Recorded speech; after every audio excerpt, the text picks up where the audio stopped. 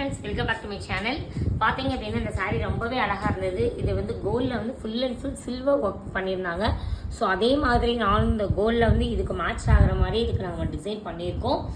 இதில் எப்படி பண்ணியிருக்கோம், நம்ம சில்வர் கட் பீடு, சில்வரோட சரி போட்டு, அதே மாதிரி gold cut bead, antique cut bead, antique booth, இது எல்லாமே போட்டு ரொம்ப அழகாக இந்த டிசைன் வந்திருக்கு.